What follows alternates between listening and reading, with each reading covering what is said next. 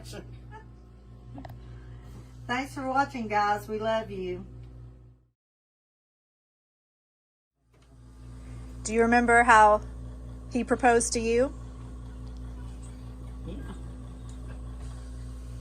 That was 64 years ago. But you still remember it. I still got good memories. Was it a special one that you can share with fans, or is it a private one? I know, I have nothing private. I tell it as it is. We came up one Friday night on the 16th day of April on my birthday. And we started to a movie, was going to a movie, and he had my rings. And Cindy said, Mama, did you get rings? I said, yes, I got a ring back. When I was 16 years old, he went to Winston's Jewelry in Elizabethton. And he bought me the whole set, the band and the ring, they locked together. But he kept the band and gave me the ring and asked me if I'd marry him, and I told him yes. So I was so excited I had to go to Joanne's, that's my best friend, and show her my ring. But when I showed it to Mama, my birthstone is diamonds. So I told Mama it was my birthstone. Oh. So he gave it to me the 16th day of April, and we was married the 19th day of January of 59. Yeah. Do you still have the ring? I got it on. You still have it. Yeah. This is the set he got me. And I lost my diamond, and I wore it so much, I wore it in two, because there was two rings, but they locked together right there. So when my husband passed away, Alton took my rings. He went in there and got them. I didn't know he was doing it. Had my diamond put in it, and then he took and had them to put them both together with just one band. So you still wore it? Wore these out. He went and bought me this band. Yeah. I don't hardly ever wear them, but I did put them on once in a while. He's been gone 26 years, so it's 26 years in December. For those rings back, He gave how much? $350 in 58 and 58. He did $350. That's a lot from That's a lot. 64 years ago. Yeah, Yeah. it really is. But he worked and always made good money. He never did draw us unemployment check. From the time before we ever got married, he had a good job. So, you know, he passed away. He never got an unemployment check. He always worked. He don't believe in laziness. Everybody has to work. Oh, those are pretty. But mine had it fixed. What happened to yours? Put my other diamond in. Worn too. I'm worn too, so I put it in the lockbox. Figures. Yeah, especially with you, right? Yeah. So do you remember how he proposed to you? Did he give you a ring when he first No, proposed? actually, he gave me a necklace, and we was at his uncle's at a Christmas party, and he asked me to marry him then, and he said, and he had a job offer in Nevada, and we were going to move to Nevada, and I said, well, we can't do that till we finish school, but I just like 1.5 credits graduating, so I can go to school till December, or I can go to school this summer for 8 weeks out state and graduate. So I had a friend, that's what she was going to do, so me and her talked about it. So every day she would come and get me and take me downstate, all the way from Southside.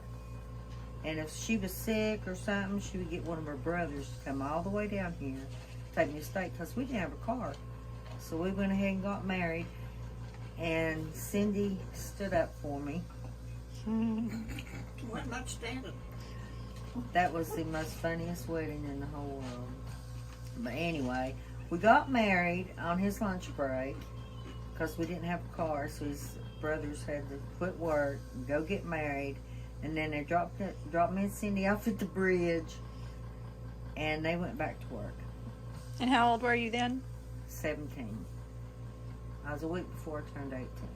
So you got to graduate though, Oh, yeah. finish out school. I graduated. He was stricter on me on my grades than Mom and Dad was. But yeah, I graduated. We finished school, but Yeah, she walked right behind me. then work tanked.